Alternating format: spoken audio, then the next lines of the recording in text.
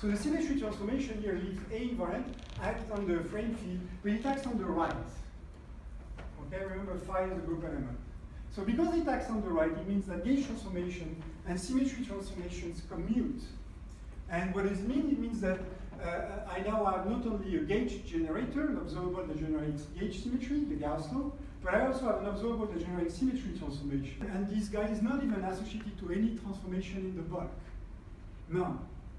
Okay? So there's really two trivially conserved currents. One comes from somehow the boundary evolution of Noether current. The other one is not associated to any bulk gauge symmetry. But both of them act on the boundary Hilbert space as symmetry generators. Matrix mechanics, so people kind of pretend that they can do quantum mechanics with matrices. It's just that they're infinite dimensional, but who cares? So let me define functional derivative, because I cannot stop myself. The map, which maps the pair phi and psi to this derivative to be continuous with respect to the product topology on E cross E. So this is not exactly the Frischer derivative, this is Bastiani derivative. So I thought it is the Gadot derivative. Yeah, I mean, they only differ about what topology you put on the product space. Oh, I see. Gadot, because you're outside Frischer in general, you're outside Banach.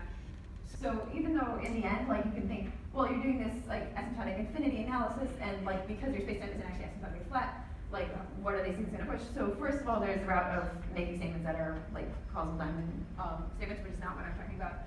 But then there's also this kind of intrinsic hope that this is still relevant for like doing answer matrix computations or like scattering amplitudes at like CERN or like meta scales. So great. And the question is, in the scope of all such functions, are the Noether conserved quantities examples? Yes? I'm going to make my vote now that they are. They are, okay. Bold. You're really sticking your neck out, I like that. You said they're conserved, so there's liquidity. So why do I say? Okay, let's go over it again. So if I have a closed system dynamics. I know you said they commute. Is that what you're saying? If they are conserved, A of those equations. So that I think that those the maps are not just Hamiltonian evolution in this rest. I mean, this yes no answer doesn't follow from anything said by you so far. It's a No. I just got the sociological reason that you wouldn't offer us this one. Unless these things were pretty clear. I think no. You're going to guess no. What's the precise mapping of the symmetry arrow? So what this means, let me go back a few slides. This is kind of jargon in this talk. It's notation for the following.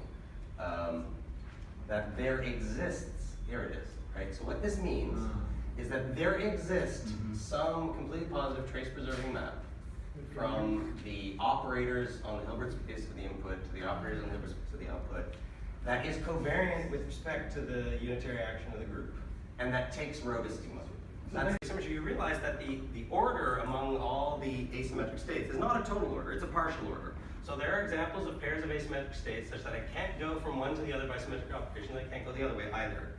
Now every monotone you find induces a total order. So a monotone like this here, I'm sort of specifying, kind of carving it up into different level sets for the values of that monotone. So this monotone is a way of carving things up. It's valid because whenever I go down an arrow, it's always decreasing in value. So the top region has the highest value, and the value is going down as I go down. And there's another monotone that's perfectly valid. It also is decreasing in value. But each of them is just approximating the partial order by a total order. So not that one by itself really does justice to the structure of the set of states. What's really fundamental is what's the partial order. That's what every resource theory is trying to find. And any individual monotone fails to characterize it unless it's a total order. No, it's not a moment map. It's like a symplectomorph. I mean, it's like a symplectomorphism or a Poissonomorphism, but it thought of as acting on the algebra of functions, not on the map. Not like cohomology map. No, it's the flow of a Hamiltonian vector field. And that's what it is. Yeah, this is not supposed to be anything mysterious. It's a solution. So it's supposed to be like, you know, if you evolve a system in time, if you think of it as the system is described by, think of the system state as a point in a phase space, you get this flow on the phase space, but what I'm doing is I'm thinking not about the points in the phase space, I'm thinking about the functions on the phase space, and the flow on the phase space gives rise to a one-parameter family of automorphisms of the functions on the phase space, which is sort of the Heisenberg picture, where you're evolving the observables rather than the states. So like, why in the world should it be the case that the symmetry generators are also the observables? In particular, it's not true in some imaginable classes of theories. So it's true in ordinary complex quantum mechanics, where we work with complex Hilbert spaces. But as I'll say more later on, you can do a lot of quantum mechanics using the real numbers as for your Hilbert spaces, or even the quaternions. And I'll get into that a bit more. But in those cases, this is no longer true.